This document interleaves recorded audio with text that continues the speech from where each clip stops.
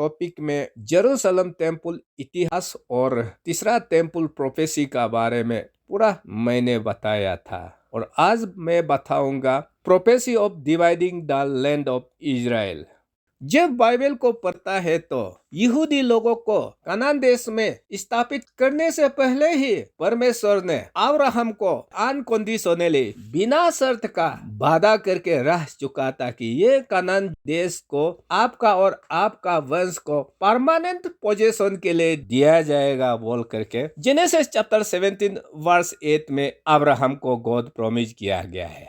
हाँ, उन लोगों का पाप करने के कारण से लिविटिकस चैप्टर 26 और डिट्रोनोमी चैप्टर 28 को फुलफिल करते हुए उन लोगों को असीरियन, बेबीलोनियन और रोमन को इस्तेमाल करके हमला करने दिया और करके हजारों साल तक नौकर चाकर जेंटाइल कंट्री में बिखर दिया गया था। लेकिन वो टेम्पोररी सस्पेंशन ने बाइबल बोला है, लेकिन बाइबल प्रॉमिस का हिसाब से होल लैंड यहूदी के लिए परमानेंट होगा। जेनेसिस चैप्टर 48 वर्स 4 में भी I will give this land to your offspring after you for an everlasting possession। तो देखो यहाँ परमेश्वर ने याकूब को भी अपना मुंह से प्रॉमिस किया गया है कि ये जो कनान लैंड है मैं आपको दूंगा और आपका जो भी आने वाला वंश को दूंगा, सदा के लिए वहाँ लिखा गया है। उसका बाद जेनेसिस चैप्टर 28 वर्स 13 में भी यहाँ याकूब को दोबारा परमेश्वर ने प्रॉमिस किया गया है कि ये कनान देश को, जिसको मैं अब्राहम को भी प्रॉमिस किया गया था, आइसक को भी प्रॉमिस किया गया था, वो प्रॉमिस में आपको भी करता हूँ कि ये कनान देश जो है ये आपका होगा और आपका बेटा बेटी के लिए होगा, वह प्रॉमिस करके रखा हुआ है। फिर आप 110 चैप्टर 6 वर्स 8 में जाके देखिए, वहाँ मोजेस भी वो जो अब्राहम आइसक याकूब लोग को प्रॉमिस किया गया था, उसको मोजेस यहूदी लोगों को फिर वो 40 इयर्स डेजर्ट जर्नी में रिमाइंड किया गया है कि वो लैंड आपके लिए परमानेंट पोजीशन होगा। और भी कई जगह में बाइबल वर्स लिखा गया है कि ये कनान देश जो है बिना शर्त का यहूदी लोगों को प्रभु का तरफ से सौंप दिया गया है। एक बात आप लोग अपना दिल दिमाग में बिता लेना, बाइबल में दो तरह का प्रोफेसी होता है, एक तो कंडीशनल प्रोफेसी, दूसरा जो है अनकंडीशनल प्रोफेसी। कंडीशनल प्रोफेसी का मतलब प्रभु का हिसाब से इंसान नहीं जिएगा तो वो प्रोफेसी क्या वाला को चेंज करके दूसरा में फुलफिल करता है। लेकिन अनकंडीशनल प्रोफेसी का मतलब इंसान कुछ भी फैसला करे, उसे परमेश्वर से कोई लेना देना नहीं है, वो खुद जो करेगा बोला है वो करके रहेगा और फुलफिल होगा, वो वाला प्रोफेसी को अनकंडीशनल प्रोफेसी लिखा गया है। तो इजराइल देश को यहूदी के लिए दिया जाएगा, ये अनकंडीशनल प्रोफेसी का अंदर में आता है। तो इसमें इजरायली लोग कनान देश में रहने के लिए दिल हो या ना हो, उसे कोई लेना देना नहीं है। प्रभु का तरफ से ऐसा कुछ काम करेगा कि यहूदी लोग इजराइल देश में रहने के लिए मजबूर हो जाएगा और वो इजराइल देश यहूदी लोगों का हो जाएगा।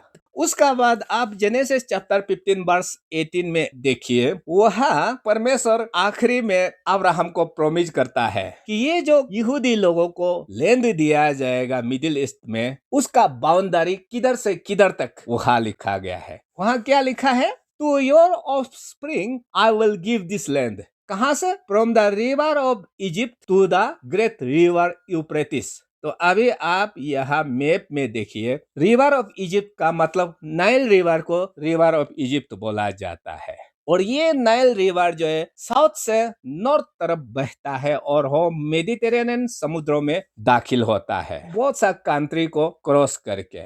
और दूसरा आप यूफ्रेटिस नदी को देखिए, यूफ्रेटिस नदी तुर्की से निकलता है और सीरिया में घुसता है, उसका बाद इराक में घुसता है और उसका बाद आखिरी में पर्शियन गल्फ में चला जाता है। ये दो नदी का बीच में जितना भी मिट्टी है वो यहूदी को एज ए परमानेंट पोजीशन दिया गया है बोला है। वो भविष्य में किसी भी हालत से वो यहूदी लोगों का होगा, गॉड का तरफ से दिया गया है। तो अभी देखिए, वो जो जेनेसिस चैप्टर 15 वर्स 18 में परमेश्वर का तरफ से यहूदी लोगों को ये दो बड़ा नदी का बीच वाला मिट्टी को दिया जाएगा बोला वाला कभी पूरा फुलफिल हुआ? कभी पूरा फुलफिल नहीं हुआ। यहूदी लोग इजिप्ट देश से कनान देश में घुसते समय वो लोग कितना मिट्टी लिया है, वहाँ जो मैप में ब्लू कलर का दिखाया गया है उसे तोड़ा भरा था, लेकिन ये जो दो रिवर का बीच वाला मिट्टी यहूदी पूरा मिलेगा बोला वाला को आज तक इतिहास में फुलफिल नहीं हुआ। तो आज भी 1948 से इजराइल देश बनने का बाद वो छोटा सा एरिया में सीमित है। लेकिन ये जो दो बड़ा नदी का बीच वाला मिट्टी पूरा इजराइल हो जाएगा। तो उसका मतलब यहाँ आपको क्या दिख रहा है? सीरिया का आधा मिट्टी इजराइल में चला जाएगा, इराक का आधा मिट्टी इजराइल में चला जाएगा, और यहाँ सऊदी अरेबिया, जॉर्डन, लेबानन पूरा इजराइल का हो जाएगा। और नाइल रिवर को देखिए, नाइल रिवर तो इजिप्ट देश का अंदर में बह के जाता है। उसका मतलब इजिप्ट देश का आधा मिट्टी भी इजराइल का हो जाएगा, और उसको ऐसा होने नहीं दिया जाएगा कहते हुए सारा संसार का कंट्री मिल करके इजराइल को खत्म करने के लिए कोशिश करने से भी इजराइल का कुछ भी उखाड़ने नहीं सकेगा, क्योंकि गॉड इजराइल का साथ है। जो लोग इजराइल को मिटाने के लिए प्लानिंग कर रहा है वो खुद मिट जाएगा, लेकिन इजराइल कभी नहीं मिटेगा। ये गॉड का तरफ से पत्थर का लकीर लिख के रखा हुआ है, उसको आप लोग याद रखना। बाइबल में जोएल चैप्टर 3 वर्स 1 और 2 में प्रोफेसाई करके रखा हुआ है कि सेकेंड कमिंग का समय में इजराइल लैंड को डिवाइड करके जनताइल लोगों को दिया जाएगा, वर्ल्ड लीडर लोग। तो वो डिवाइड करने का कारण से गॉड का जजमेंट संसार में शुरू होगा लिखा गया है। तो वो प्रोफेसी को फुलफिल करने के लिए 1992 और 1993 में America president bill Clinton, Israel का प्राइम मिनिस्टर yitzhak राबिन और पैलेस्टाइन अथॉरिटी यासर अराफात को ओस्लो में बुलाया गया था, और ओस्लो में बुला करके दोनों का बीच में शांति समझौता लाने के लिए वहां कोशिश किया था। और उस शांति समझौता में वो लोग ये ट्राई किया गया था कि इजराइल लैंड को दो हिस्सों में बांटना है, एक तो पैलेस्टाइन के लिए, दूसरा इजराइल के लिए। ओस्लो में जो पीस एग्रीमेंट ट्राई किया गया था वो फेल हो गया, जिसके कारण से yitzhak राबिन को भी 1995 में एक टेररिस्ट के द्वारा शूट करके मार दिया गया था। उसका बाद 2005 में एरियल शेरोन इजराइल का प्राइम मिनिस्टर था। एरियल शेरोन प्राइम मिनिस्टर बन करके गाजा स्ट्रिप से 5,000 से लेकर 10,000 यहूदी को वहां से खाली करके इजराइल बाउंड्री का अंदर में ले गया, और गाजा स्ट्रिप को परमानेंटली पैलेस्टाइन को दिया जाए, ऐसा लैंड डिवाइड प्लान किया गया था। नतीजा क्या हुआ? नतीजा जनवरी 2006 में एरियल शेरोन कोमा में चला गया, और 9 साल कोमा में जाने का बाद 2014 में वो मर गया।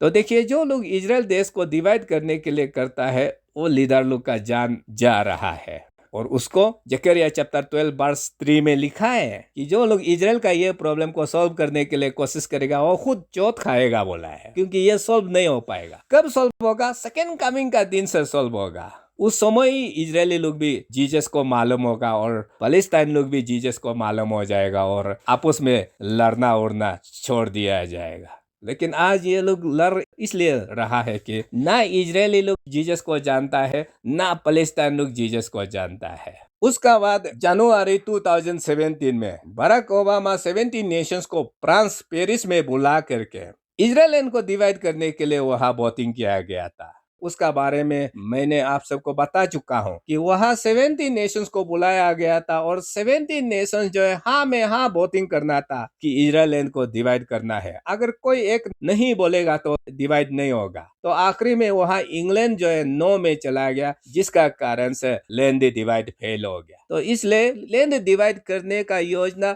लगातार दुनिया का लीडर लोग किया जा रहा है। जाते जाते आखिर में क्या होने वाला है? वही जोएल चैप्टर 3 वर्स 1-2।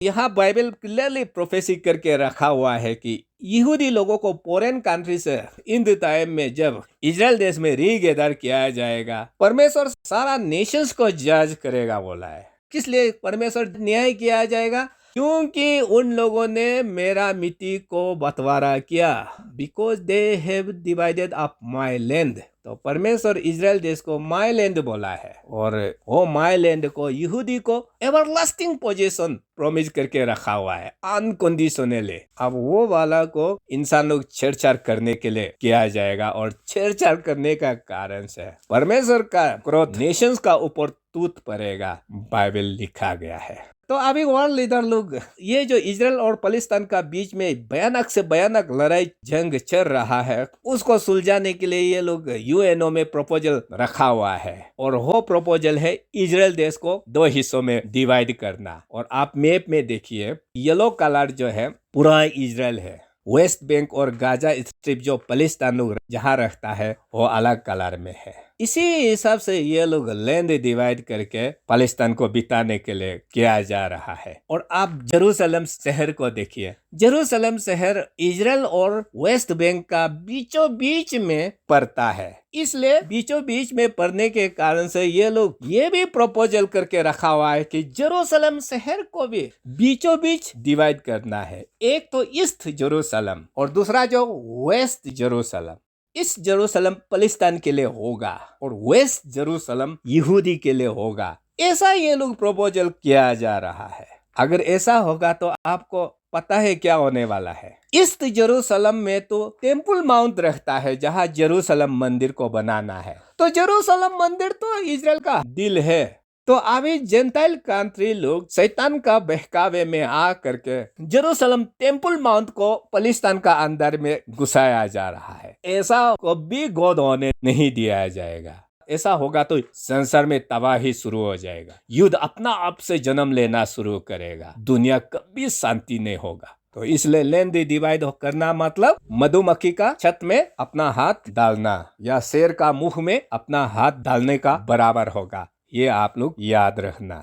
और इसलिए लैंड डिवाइड होते ही बाइबल का हिसाब से संसार में कई जंग लड़ा जाएगा और उसमें जाते जाते आखिरी में लास्ट फाइनल बैटल जो है आर्मागेदोन होगा। और उस आर्मागेदोन में सारा वर्ल्ड कंट्री इजराइल को घेराव करके खत्म करने के लिए कोशिश करेगा। मगर वहां परमेश्वर आता है और परमेश्वर यहूदी का सपोर्ट में लड़ना शुरू करता है और लड़ करके यहूदी को विजय दिलाता है। और विजय दिलाने का बाद ये जो नाइल रिवर से लेकर यूफ्रेटिस रिवर तक इसका बीच में जितना भी मिट्टी है यहूदी को दिया जाएगा, बोला वाला उसी समय पूरा फुलफिल होगा। और ये जो संसार इतना हजारों साल से तबाही, युद्ध, संघर्ष, बीमारी झेलते आ रहा था और सब खत्म हो जाएगा और एक नया युग संसार में शुरू हो जाएगा जिसका नाम है मिलेनियल किंगडम। और मिलेनियल किंगडम में क्या होता है, वहाँ लायन, टाइगर, भालू इंसान का साथ मेल मिलाप होता है,